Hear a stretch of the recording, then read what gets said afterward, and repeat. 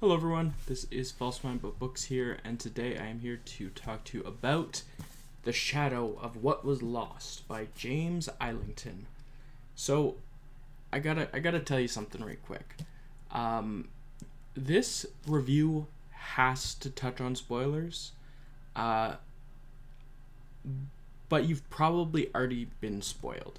If you know anything about this book, you probably know the spoiler for the whole gimmick of this series, which is it's kind of not really a gimmick, but if you don't want to know anything, just read this book, and if you don't like this book, get to at least the halfway point. If you're not liking it, that's okay, you can just drop it.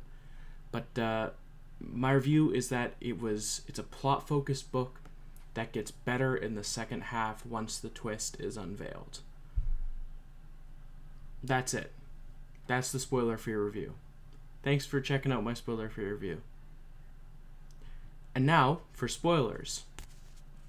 This book was screwed over by this time travel spoiler. So bad. Because when I first bought this, this series, Lycania's Trilogy, is one of my first, and I wanna say only, but it's not.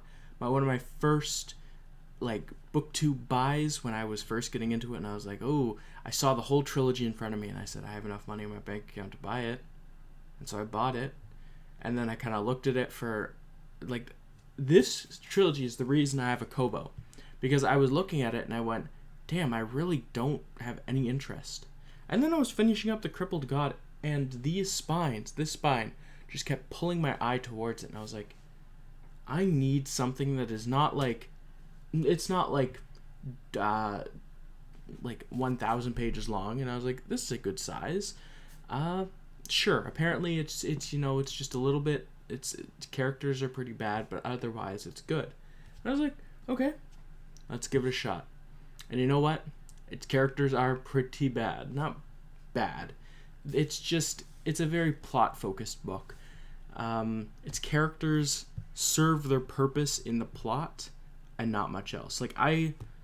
When they have time skips in between, they kind of feel like NPCs, where the plot will just kind of and then they're conscious for that one plot beat, and then they go back to slumped over sleeping, right?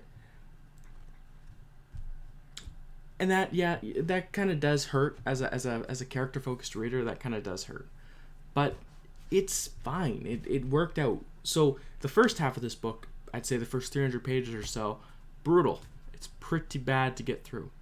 It is about a journey to who knows where, and then once you find it, it's kind of meandering. And then there's the time travel thing that gets introduced. And someone contacts a character from the future, right? I'm trying to keep it vague because, someone who doesn't know who wants to watch it but doesn't like spoilers. Anyways, that part, I was like, ooh, okay, I'm in it. I'm in for it. Because I like time travel. Some of my favorite videos on YouTube are time travel rules explained, where they go through different time travel stories and they compare them, and they're like, well, in this one, if you would have done that through this guy's rules, it would have been, sorry, there's a hair.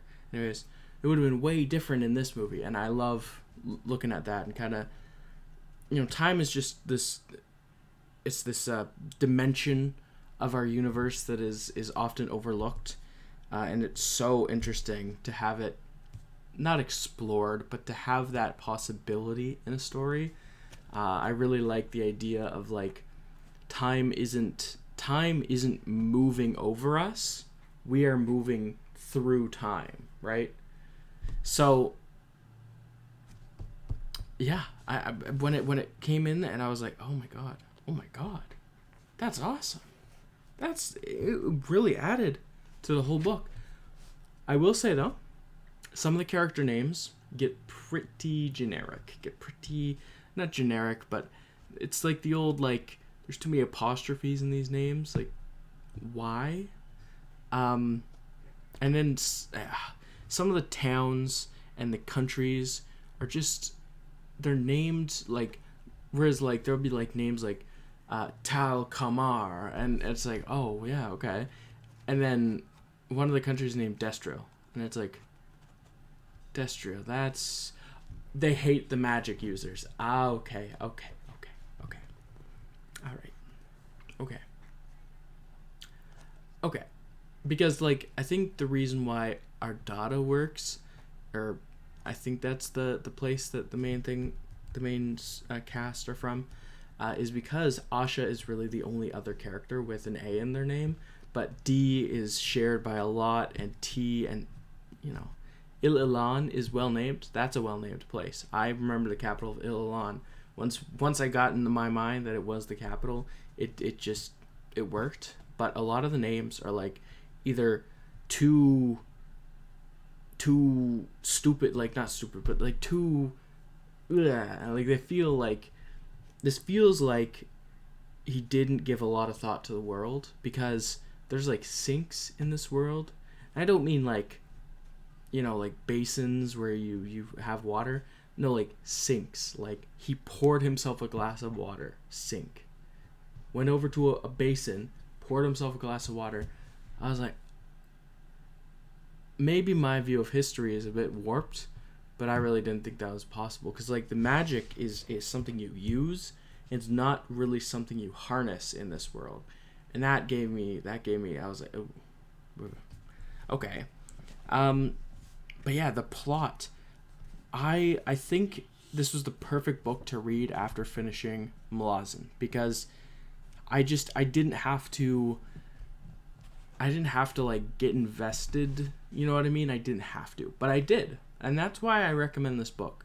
I do recommend this book specifically because I can't, for one, I haven't read the rest of the trilogy, but it's interesting enough to where it just pulls you along. Even in the boring sections, I read the boring sections, and I thought about, about just quitting and maybe picking it up some other time when I felt more up to it. And then I was like, and then you would hit the end of a chapter and something semi-interesting would happen. You're like, okay, well, I'll read one more chapter, and if it doesn't catch my attention by then, whatever.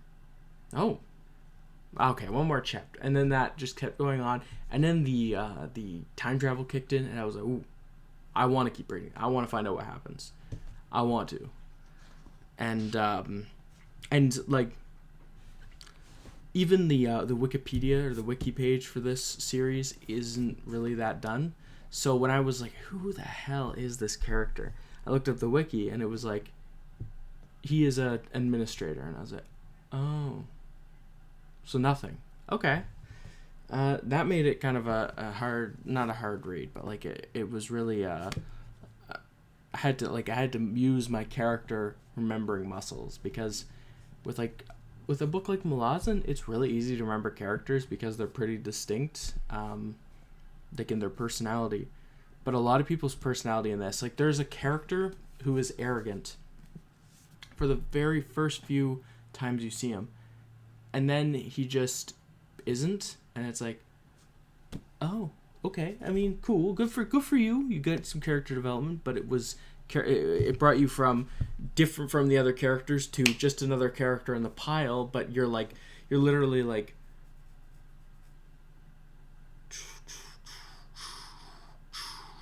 the last important character on the list, like the least important character in that group. Sucks to be you, buddy. And the magic system. Now I'm a soft magic guy. I like when magic is this force that you're kind of fighting with to just to use, and when you have to like, the use of it is kind of mysterious. You know what I mean? You have to just let it happen. You know what I mean? And the magic in this is a system. There are rules and limitations and applications, and it's not as detailed as like sympathy in Name of the Wind, right?